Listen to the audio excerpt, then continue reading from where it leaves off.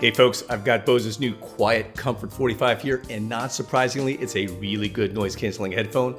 But a lot of you are probably wondering whether it's a better choice than Bose's slightly more expensive noise canceling headphone 700 or Sony's excellent WH-1000X Mark IV. So that's really what I'm going to cover in this review. Let's do it. Okay, so the QuietComfort 45, or QC45 as I'm going to call it from here on out, has virtually the same design as the QC35 version 2. It has the same drivers according to Bose, and the buttons are in the same place. However, there are some small but notable changes. First off, these thankfully have USB-C instead of micro USB. Secondly, the microphone configuration is a little different. There's now a fourth external microphone for voice pickup. Also, the underside of the headband has a smooth finish rather than the micro suede-like material found on the QC35 version 2. Additionally, the ear pads are no longer pleated, and the ear cups have some subtle design changes that close some gaps and give the headphones an overall slightly cleaner look. You really have to look closely to see the changes. At 238 grams, the QC45 weighs just 3 grams more than the QC35, so you're not going to be able to tell the difference in weight between the two. However, the Bose 700 weighs 254 grams, so they are slightly heavier.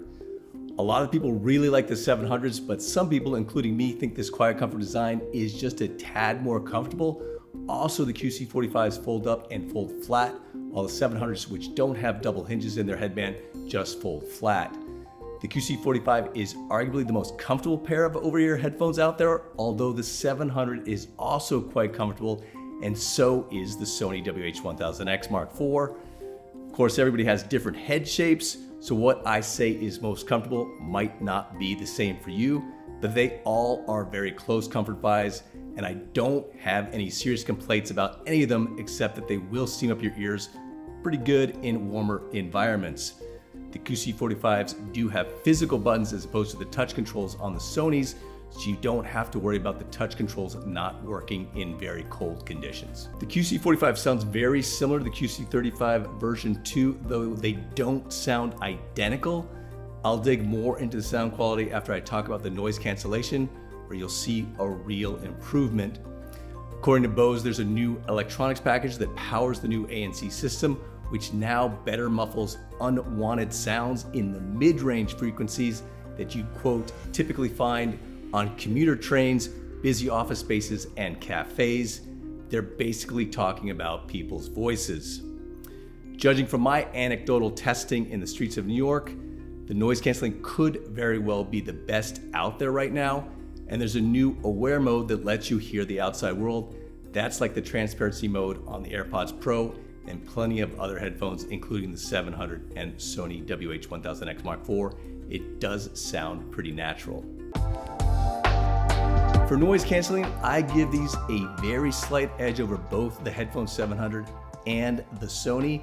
That said, you can't adjust the level of noise canceling like you can with those models, which offer a more robust feature set, particularly the Sony, which adds ear detection sensors that pause your music when you take the headphones off and resumes playback when you put them back on.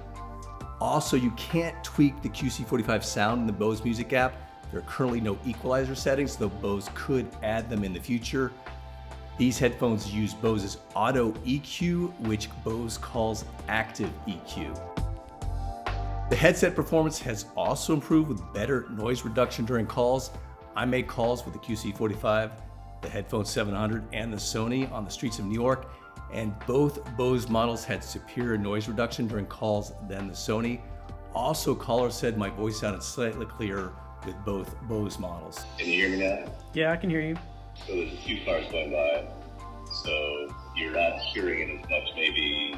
Yeah, this is pretty enjoyable. With the QC45, when I wasn't talking, callers said they heard almost no background noise even when cars were going by. The 700 seemed to do a little bit better job filtering out ambient noise when I was speaking, but the QC45 was close, and it's possible that with a firmware upgrade, Bose may be able to improve the digital processing so the filtering is as good as the 700s. Like the Sonys, these offer true multi-point Bluetooth pairing. That means you can pair the QC45 with 2 devices simultaneously, such as a smartphone and PC, and when a call comes in on your phone, The audio will automatically switch from computer to the phone when you answer the call. They're equipped with Bluetooth 5.1 and support the widely compatible AAC audio codec, but not aptX. As I said, these sound very similar to their predecessor and apparently have the same drivers, but anytime you make any design changes, even very slight ones, or add a new chip for sound processing, it can change the sound just a little bit. I thought these have just a touch better clarity and bass definition, but the sound differences are quite subtle. I do think both the Headphone 700 and Sony sound slightly better. The 700 is cleaner and more natural sounding and tuned more for audiophiles, while the Sony has bigger sound overall with more dynamic bass and a slightly wider sound stage. As I said, the QC45s are excellent noise canceling headphones with very good sound, top-notch noise canceling, very good headset performance, and solid battery life with up to 25 hours on a single charge, and a 15-minute charge will get you 3 hours of battery life. You can also plug them in and go wired to get even more battery life with Bluetooth off. It's also worth mentioning that if the battery dies, they do work in wired mode and sound good as a passive, non-powered headphone. They are a clear upgrade over the QC35 version 2, but if you already own the QC35 version 2, I don't think they're quite enough of an upgrade to make them an instant must-have unless you really want USB-C charging.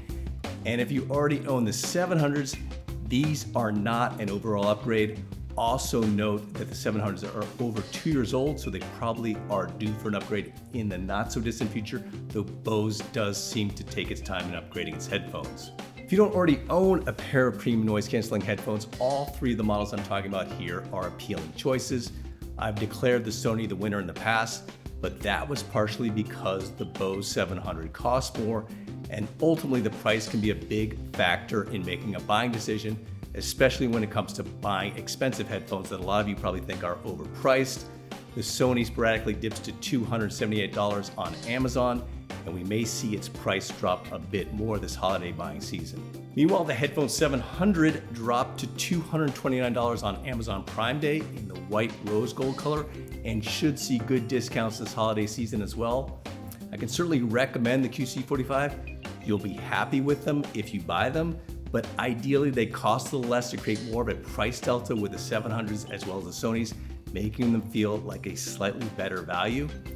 I apologize for the murky verdict, but when it comes to three very good headphones at a similar price range, it's hard to be cut and dry. But I want to hear what you guys think. I sort of know what Sony fans will say, but you Bose backers, what are your thoughts on Bose updating the QC35? And would you have preferred if the 700 got updated instead?